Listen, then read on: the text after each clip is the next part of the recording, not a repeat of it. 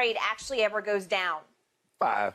I'm 50-50. I'm lukewarm at best, Skip. I know just what I do know. I think everybody knows this. I think the Brooklyn Nets are fed up with Kyrie's bull jive. I think they tolerated Kyrie in order to appease Kevin Durant. I think they did everything they possibly could to make sure they did not ruffle the feathers of one Kevin Durant. Kevin Durant was the centerpiece. He was the end all be all. And so we tolerate Skip. It's kind of like we got a package deal. You got a 5-star recruit. He say he'll come if you give his little homie a scholarship also. You want that 5-star, so you to appease him, you give old boy a partial scholarship or you give him something. Okay, fine. We understand that. But now that Kevin Durant has requested a trade, there is nothing that shields Kyrie. So now they want him out. Now, but at the same token, Skip, what can I get? Because no matter what you think of him, yeah, the materialism and the kookiness and all that other stuff, Skip, he's a phenomenal talent on the court. The problem the Brooklyn Nets had is getting him on the court and getting him to want to play because what we're paying you. And so with that being said, and given that the Lakers front office has been, okay, to say to speak, made some questionable decisions at times, I'm lukewarm. That's all I got for you, Skip. I just know Kyrie is, from everything that I've been hearing and reading, just like a lot of other people, Kyrie wants to try to make his way to L.A. He says he would like to reconnect with LeBron because sometimes, Skip, you don't realize how good you have something until all of a sudden something has been removed from you, and you're like, damn, man, this was pretty good. You know, like, oh, okay. He has an opportunity to right a wrong that he did several years ago. He's starting to realize, Skip, it's not as easy as some of these guys, a LeBron and a Giannis and a Steph, as easy as they make it look being leaders and being under the eye of the scrutiny. Kyrie found that very, very troubling because when he was in Boston, he was the best player and things not going well. Ain't no LeBron to take that shield. Ain't no LeBron to take them blows for you. And you go to Brooklyn, and all of a sudden, Skip, Kevin Durant is rehabbing that first year, and you taking them blows. Ain't nobody to shield you. So he's finding out leadership and being the best player on a team is a lot more difficult than he realized. So for me, Skip, I'm going to give it a 5. I believe both teams, it's a problem for a problem. The Lakers absolutely, 17,000%, want to get out from under this Russ contract. Both of them are on expiring contracts. One is 47 plus, the other is 36. Skip, it's a problem for a problem. But the Nets says, you guys want to get rid of your problem a little more than we do. Give us some draft picks along with it, and we'll gladly take him up off your hands. So they're trying to extrapolate a little bit more because guess what, Skip? They know the Lakers want to get rid of Russ. He doesn't fit. You know how I know he doesn't fit? Because AD's first year there with LeBron, they won the title. And the next year they got there, they got to the playoffs. They got knocked out in the first round, but AD got hurt in the series and LeBron was limping into the playoffs. So we've seen AD and LeBron, minus Russ, win a title and make the playoffs. That's fact. Okay, so my problem with trading problem for problem is that one problem can still really play and the other problem can't play. You're trying to pass it off. You're trying to sell your very used car, your lemon of a used car. They got lemon laws in California? Yeah, they got lemon laws, and it's about to be broken because you're trying to pass off your lemon of a very used car as he just doesn't fit here. He'll fit there, but he doesn't fit here. He'll fit with y'all. It's not about doesn't fit. It's about can't play. That's the problem. Can't play. Russell Westbrook. That's the problem. He was the single worst statistical three-point shooter in all the NBA last year. He was the 4th worst free throw shooter in all the NBA last year. He led the league in turnovers all the way until the last 3 games when he finally sat down and sat out. He plays little to no defense. You can look at the second-level stats. He can be a nightmare on defense as well as offense. I think that's just a want-to problem, a desire problem. I think he still could if he wanted to at least be disruptive. Well, I'm not asking the guy in year 15 unless that's your forte. Yeah. That's P.J. Tucker's forte. That's some of these older guys as they start to age. That's still the way you cut your teeth. I'm not asking LeBron. I'm not asking a Russell Westbrook in year 15, year 20 to play defense like they're in year 5 or 6. Okay. So day after day, after day after day, we came in here and watched Russell Westbrook turnover blooper reels. And they even made you laugh through your pain. They did. You did that. Don't be making. I did it. I did it. I did it. I take full credit for it because it was laughably sad because they were just so pathetically bad. They were horrible. Incomprehensibly bad. He's got the worst hands of any point guard, certainly at the NBA level, maybe even at the college level, I have ever seen. I think Jaylen Brown is trying to Jaylen Brown is trying to challenge him for that title. I don't know if he's a point guard, but Russ is by trade is supposed to be a point guard. So the problem is he is due $47 million. I have a hard time getting that through my thick skull. $47 million?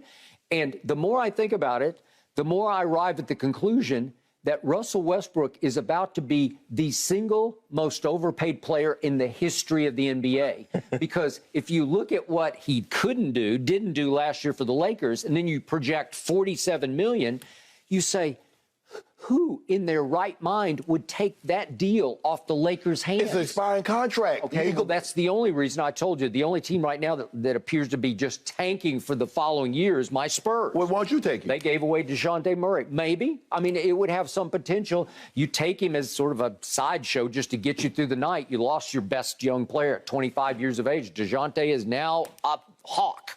We're going to talk about him in a little later on the show. Yeah, But the point is that, yeah, if you took Russ and just tried to get through the night with him, some reason to go to AT&T and watch the Spurs play. Yeah. Except you go for the comedy of it. You go to just see how bad it gets. But yeah, you'd have an expiring $47 million that you could take off the books. Yeah. Well, look at the cap space you're gonna have. Does Brooklyn want to go from prohibitive favorite just going into last season to win it all to expiring $47 million contract? Well, are you starting over? Yes.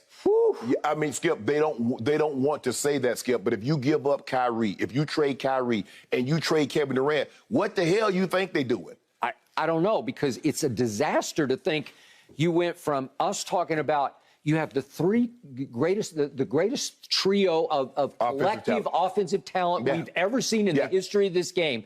And you went from that to suddenly a year later starting over. All of them gone. Starting over? Completely over. Where you're just trying to basically tank another season just so you can start fresh and hope that you get to the top of the draft. Skip, I don't think they want that, and I think this is the reason why they say we want all-stars and young talent that can play right now, that compete right now, and draft picks, because like I said, the next 5 years, they've given up their picks or pick swaps to the Houston Rockets. And they just traded the first-round pick for Royce O'Neal. So, Skip, the cupboard is bare. Okay, we got no food. Now, we got a little fridge that's really stocked. We still got Kevin Durant. We still got KD. But guess what? Kevin D wants out and Kyrie wants out. So not only are the cupboards bare, your fridge is about to be bare. So then what do you do? I know what I'd do. I'd say you guys are staying and we're going to do this whether you like it or not. Well, what is Kevin Durant going to do next year? Is he going to sit out the whole year? Skip, you want him moping? You want him pounding around? He's going on 35 years of age. Is he willing to waste? What are we up to now? He's been 15 years. This is 16 years. Does he want to waste his 16th year again after he missed one with the Achilles surgery? Does he want to just sit and watch for a year? I don't think so. I think he would go if you said you're going to have to play for your money. You got 4 years left here. You're going to play next year. Because I think the thing is, when you got that kind of guaranteed money, if you were to sit out, I think the fines would be so excessive. I mean, it's cost prohibitive. Okay. But Skip, you don't want. Look, the man has told you he doesn't want to be there. Okay. Well, I got that. But when you sign on for 4 more years, then that was tough toenails, so to speak. When your little toenail was on the line and cost you the series against Milwaukee.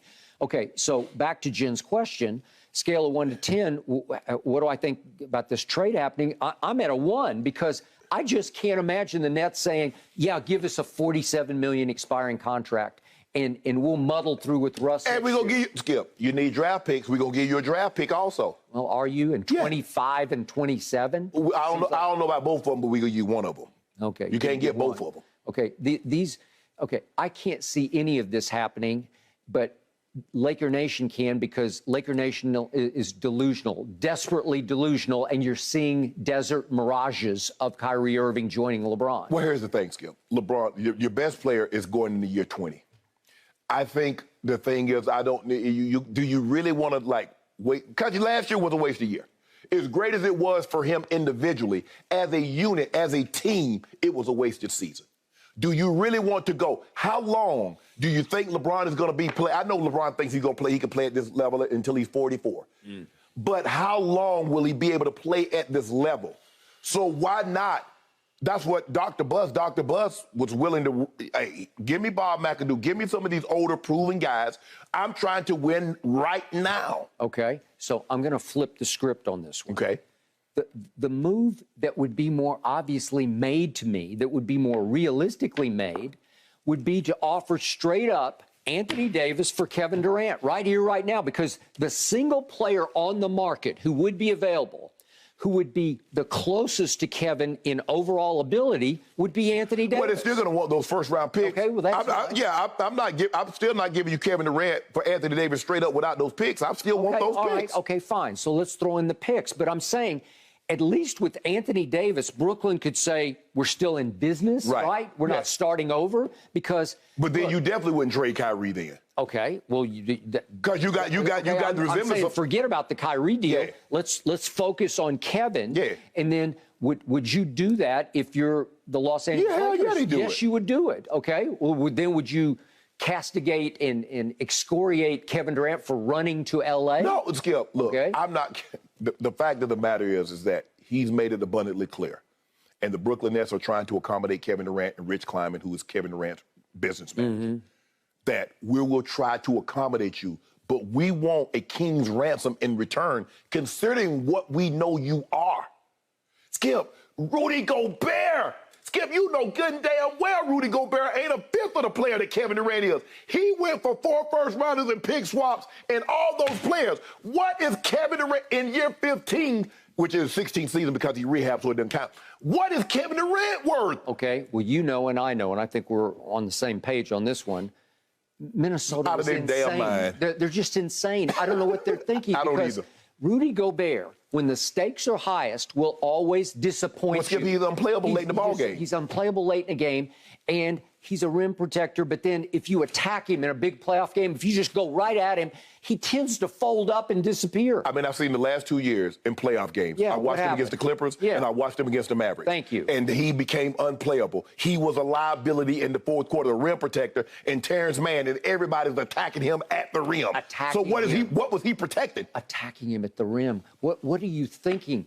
And I get on paper, oh, well, Karl Anthony is not a rim protector. He's more of a three-point shooter. He plays out on the perimeter, right? That seems to be a problem. You got a 7-foot guy, and he's not a rim protector. Okay, but again, they say, well, we got how many, what's he won, 3 defensive players of the year? Yeah. I've lost track. He won 3. Okay, so you say on paper it's a good fit, except in playoffs on paper, it's not a good fit. It's not a great fit. So all of a sudden the market got reset just the way Deshaun reset the market in pro football for quarterbacks, although that one is worth it to me. Because he's I had him as a top 3. Now, I don't know if he has to miss 2 years if he's still going to be a top 3. But the point is, Rudy Gobert is no top 3. Hey, Rudy Gobert ain't top 10. All right. So the point is, that set the market. But if I'm Laker Nation, if I'm a Laker fan, once upon a time I was. But the point is, I'm trying to reset my sights on, why don't we go for broke here? Why don't we go for Kevin Durant? Because I'd much rather have LeBron with KD in year 20 than LeBron with Kyrie